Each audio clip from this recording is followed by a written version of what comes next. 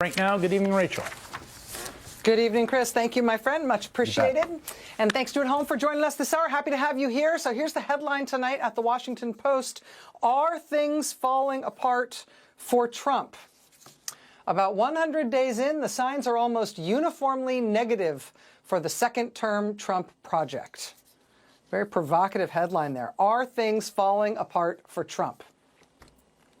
I don't know, but let's look. Let's look at the evidence from the Post tonight. Multiple polls this week showed Trump hitting new lows. His approval rating has been double digits underwater in surveys from the Pew Research Center, where he's minus 19, the Economist YouGov poll, where he's minus 13, the Reuters Ipsos poll, where he's minus 11, and now Fox News, where he is also minus 11. Trump was already more unpopular at this point in his presidency than any modern president not named Donald Trump. He's now flirting with falling below where he was even at this point in his historically unpopular first term. Quote, perhaps more troubling for Trump, most of his major policies are even more unpopular than he is. That suggests his image is largely buoyed by loyalists who might not like what they are seeing from him, but they still say they support him for now. Quote, around 6 in 10 Americans have been critical of both his tariffs and Elon Musk's roughshod efforts to cut government programs and employees. In one poll this week, Americans said by a nearly 2-to-1 proportion that the Trump administration should abide by a court order to facilitate the return of a man wrongly deported to prison in El Salvador, Kilmar Abrego Garcia. That's a court order the administration is apparently flouting. Polling also suggests Americans strongly reject the Trump administration sending hundreds of men to the brutal El Salvador prison without due process, as well as Trump's efforts to deport student visa holders. Quote, in sum, it's all an increasing mess. Trump might try to muddle through, including by pressing forward on tariffs and risking a constitutional crisis by challenging the courts to actually make him abide by their orders. Quote, but with the courts asserting themselves and the public taking an increasingly dim view of what he is doing, political gravity is taking a heavy toll. It took a little less than 100 days. Yeah, well, when you put it like that way, it does sound bad. It does sound like things are falling apart for Trump. But, you know, we've also got the receipts, like we've got the actual numbers. So you don't just have to trust the characterization of them in the Washington Post tonight. We can actually just look. Let's start with the Fox News poll. Why not? I should say that while Fox News on TV is all pro-Trump all the time, it's also true that their polling unit is just a normal polling unit that does normal scientifically sound polling. So you hear Fox News poll doesn't mean it's like a Foxy poll. It just means it's a poll that's done by the Fox News organization. That said, this is what they're turning up right now as Trump hits his 100 days benchmark. And it is really, really not good for Trump. Do you think the Trump administration has been competent and effective in managing the federal government? No, by a 9-point margin. Do you approve of the job Donald Trump is doing as president? No, by an 11-point margin. In the long run, do you think Donald Trump's policies will help the country? No, by an 11-point margin.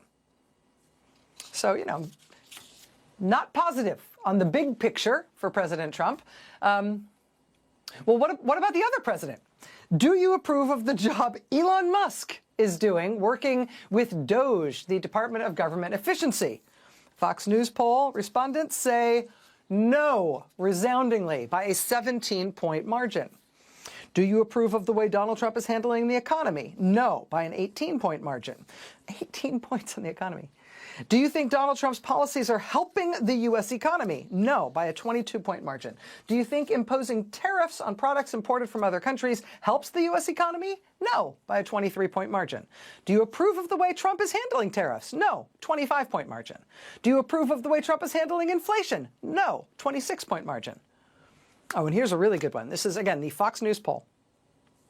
If President Trump thinks the Supreme Court is overstepping its constitutional authority, can he ignore the court?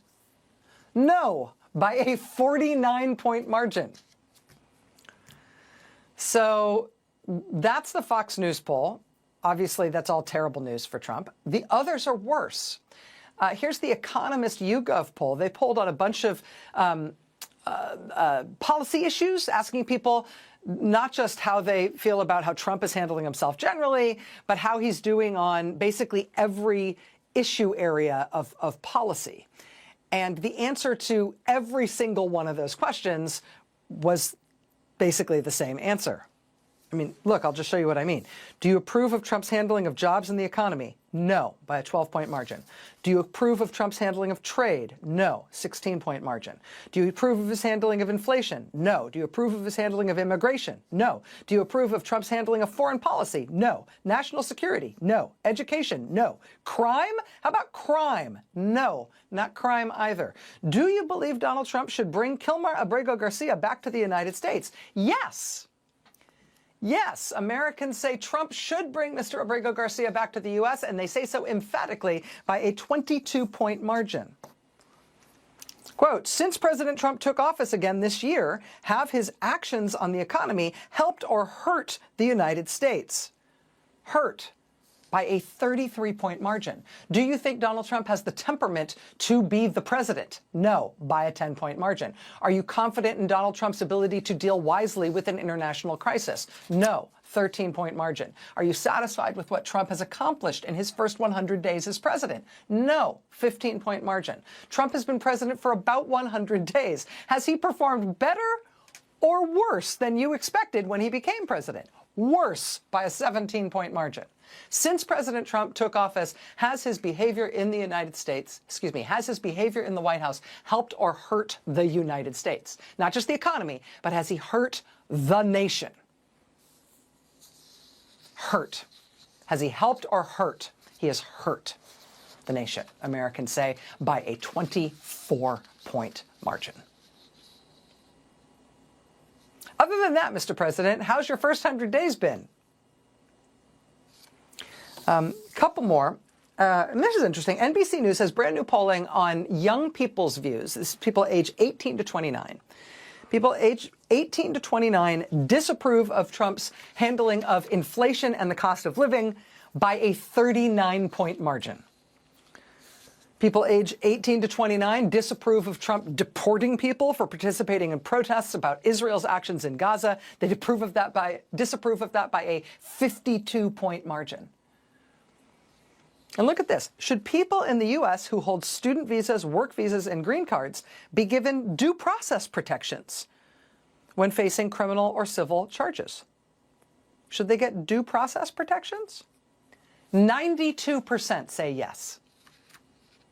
92%. I don't know, maybe they might be overestimating the appeal of performatively cruel, tyrannical secret police snatch and grabs off American streets. Yeah, funny, they thought Americans would love that. Turns out Americans do not love that. Okay, one more. This is the Pew poll. And this one is put together a little different than the others in terms of the type of questions they're asking. And you'll see what I mean when I give you these questions. But again, I'll tell you the bottom line here. The answers for Trump are all the same as those ones that I just read. None of it is good for him. Just look at this. This is the Pew poll. When it comes to cuts the Trump administration is making to federal departments and agencies, would you say that the Trump administration's approach will save Americans money in the long run? No. No, by a 7-point margin. Do you approve of the Trump administration's actions to end diversity, equity, and inclusion policies in the federal government? No, by a 9-point margin. Do you approve of the cuts the administration is making to federal departments and agencies? No, by an 11-point margin. When it comes to cuts the Trump administration is making to federal departments and agencies, do you think the administration's approach will make the government run better? No, by a 15-point margin. Okay, so this is all very bad, right?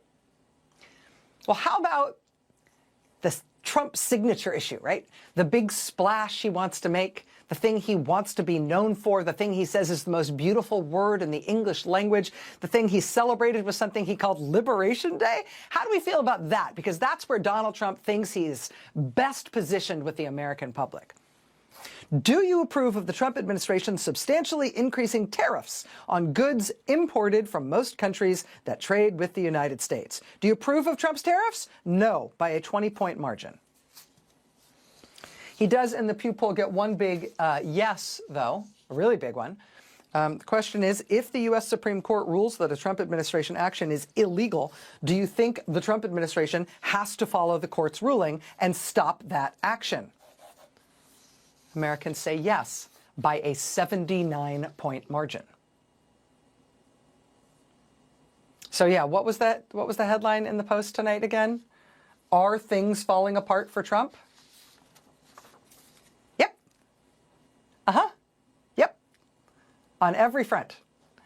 And I mean the top line takeaways in terms of how the country feels about him are just brutal. I mean, in that Pew poll, his overall approval-disapproval number is -19. He is 19 points underwater while he is still in his first 100 days in office. He is 19 points underwater in terms of overall approval versus disapproval. That's crazy. This is the headline Pew put on its article presenting the results of its poll, which makes it seem like even they were a little shocked. Quote, Trump's job rating drops. Key policies draw majority disapproval as he nears 100 days. Outlets like CNBC are pulling results from that poll to show not just how bad things are for Trump right now as he approaches 100 days, but also how quickly he is dropping over time. Quote, Americans' confidence in President Donald Trump's ability to manage the U.S. economy has plummeted since he has regained the White House. According to a new Reuters Ipsos survey, just 37% of Americans approve of Trump's handling of the economy. That's a rating lower than at any point during his first term in office. A new Pew Research Center survey also found that less than half of U.S. adults, 45%, have confidence in Trump's ability to make good decisions about the economy. That represents a 14-point drop from the same poll in November of last year. And again, that's whether people have confidence in Trump's ability to make good decisions about the economy. He's well below 50%. He's at 45%, but that's a 14-point drop just from November. CNBC, quote, those polls follow a CNBC All-America Economic Survey released earlier this week, which also registered Trump's lowest economic approval ratings of his entire White House career. Ta-da! He is tanking. He is tanking on the stuff he wants to be known for and on everything else. And he is tanking in general, and he is tanking in the specific. And the most radical stuff he has been floating, hinting that he might potentially do, right, is the most radically unpopular stuff that they are polling. I mean, what was that last result we put up from the Pew poll? Can we put up that last? Yes. Can Trump defy a Supreme Court ruling? 88% of the country says no, he cannot defy a Supreme Court ruling. Only 9% say yes, he can. And, you know, it's not the same thing, but I should mention that 9% is also 9%. 9% is also the proportion of Americans who told YouGov this week that they have a favorable view of the Black Plague. So that's the demographic we're working with here. 9% in favor of what Trump keeps hinting at, right, that he'll defy the courts and just become a full-on dictator. 9% also in favor of the Black Plague, which killed, like, 50% of the population of Europe. 9% of Americans think that's good. And of course, there's no reason to think those are the same 9% of people, but you do kind of wonder, don't you? Things are going very, very dramatically south for Trump with the American public in truly overwhelming numbers and over the widest possible breadth of issues. And correlation is not causation, but that is happening at the same time that things are going south for Trump in terms of him just being stopped when he's trying to do stuff. Americans of various stripes and in various positions associated with various institutions just stopping him from doing what he's trying to get away with. This week, for example, Trump has been blocked by 2 more judges, one in Colorado, one in New York, both prohibiting him from using the Alien Enemies Act from the fricking 1700s to try to disappear any more people without giving them the opportunity to contest what he's calling them and what he's doing to them. In New York, a federal district court judge extended his earlier order blocking Trump on this issue. He said in his ruling this week, quote, "This is not the Inquisition. It is not medieval times. This is the United States of America." Yeah, speaking of the Black Death, now yet another federal judge has ordered Trump to return to the United States, yet another man who Trump sent to that prison in El Salvador. Everybody in the country has now been following closely this case of Kilmar Abrego Garcia. The administration is still trying to dodge and delay its response to the Supreme Court's directive that Mr. Abrego Garcia needs to be returned to the United States. But now there's another man. Now a Maryland federal judge has ordered that Trump must return yet another young man who he sent to El Salvador, a man identified only by the name Christian in court proceedings. Simultaneously, Frederica Wilson is the latest Democratic member of Congress to show up bodily at one of these black hole sites where Trump has been shipping people. We spoke earlier this week on this program with Congressman Troy Carter, who led a delegation of U.S. members of Congress and one senator down to the 2 Trump administration immigration prisons in Louisiana. Now Frederica Wilson, the Democratic congresswoman from Florida, has gone to another one of these facilities, the one in South Florida. That's the so-called Chrome immigration prison in Miami. And it's important that she is there. Part of not disappearing people is making sure that the places people are taken to stay on the map and get high-profile visitors and oversight and press attention. And Democratic members of Congress, including Frederica Wilson today, are starting now to make that happen. Trump lost in court again this week on his transgender military ban. He's now asking the United States Supreme Court to take it up. Trump lost in court this week on denying passports to transgender people as well. Trump lost in court this week on trying to shut down the Voice of America media service. Trump lost in court this week on his bizarre executive order trying to mount a federal takeover of elections. This is, you might remember this is where he said he wanted to hand over all state voter rolls to his top campaign donor, Elon Musk. Because, yeah, what could possibly go wrong with that? That was blocked today in court. Trump lost today in court as well on denying so-called sanctuary cities and counties federal funds. Trump lost in court today on trying to impose ideological anti-diversity punishments on American school districts. And to add insult to injury, Trump also today got to enjoy the spectacle of the Republican governor of North Dakota vetoing a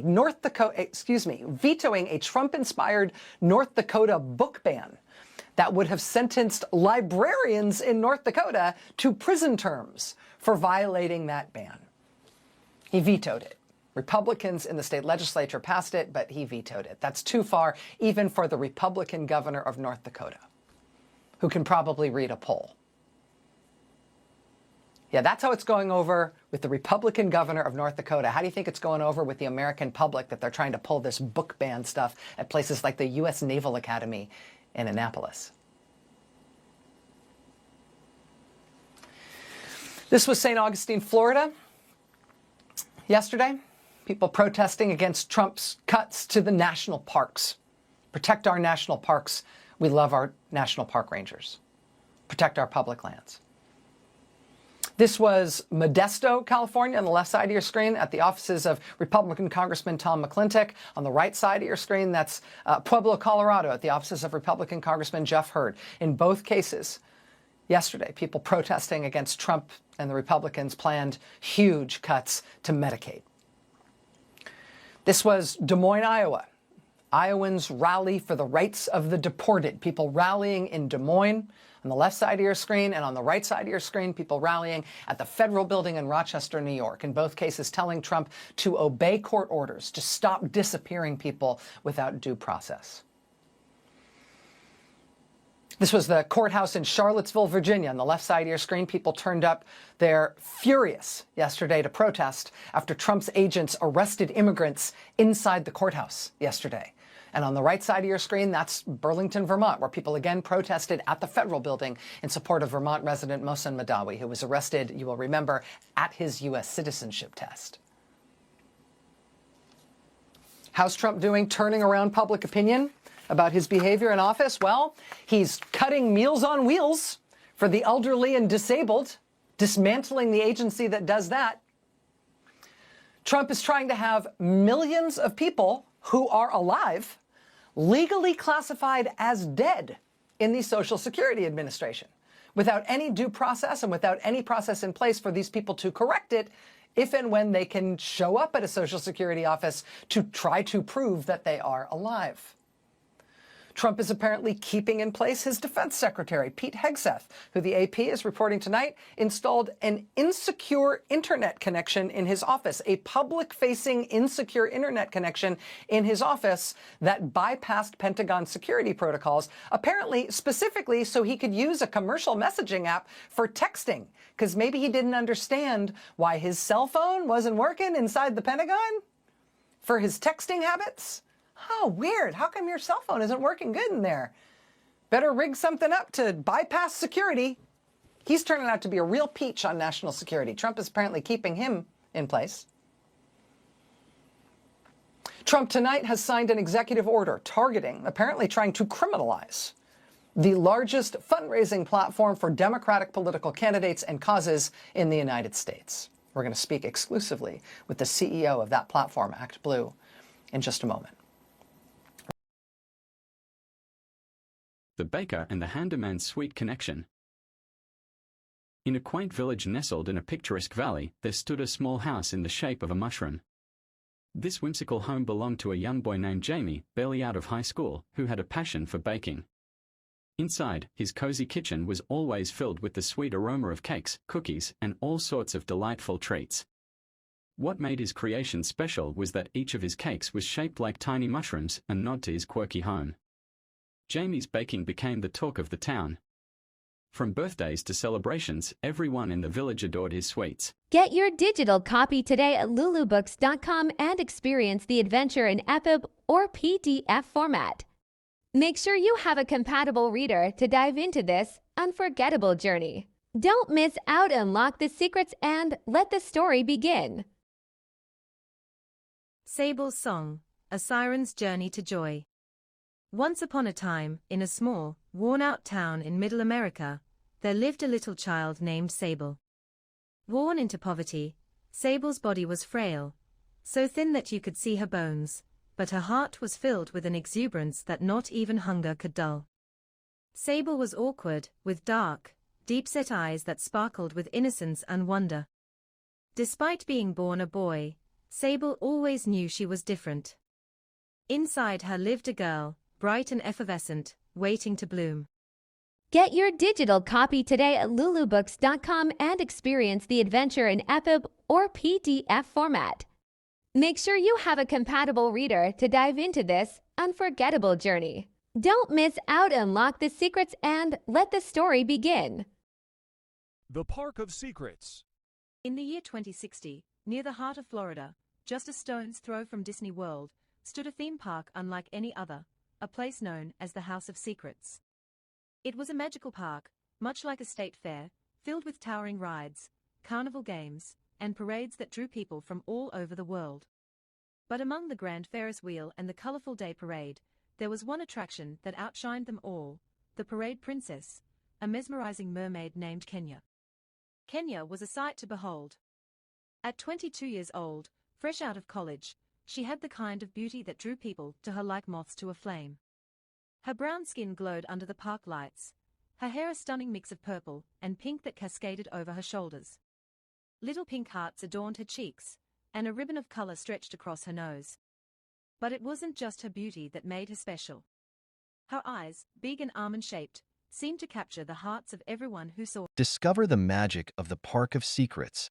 Step into a world of wonder with the Park of Secrets, a heartwarming tale by Ariel Williams that will captivate your imagination. This enchanting story is now available exclusively on Lulu Books. The Future, Daughters of Liberty, A New Dawn. In 2040, the United States was a fractured nation, still reeling from the fallout of Project 2025, the catastrophic policy that had allowed a resurgence of systemic oppression. The Deep South had seceded once more, forming the antebellum republic, where human trafficking, racial inequality, and gender oppression became tragically normalized. The Second Civil War erupted as the rest of the nation sought to free those trapped in this dystopian regime. After years of bloodshed, Kamala Harris had finally led the Union to victory.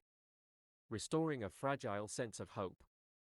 But the battle scars ran deep, especially in places like Louisiana, where the remnants of a broken society still lingered.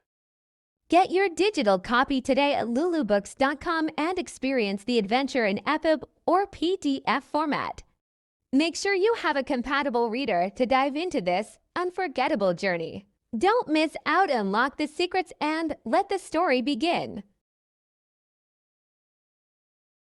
A Dying Planet, The Last Harvest. In the year 2060, Earth is a shadow of its former self, choked by pollution, endless concrete, and abandoned by nature.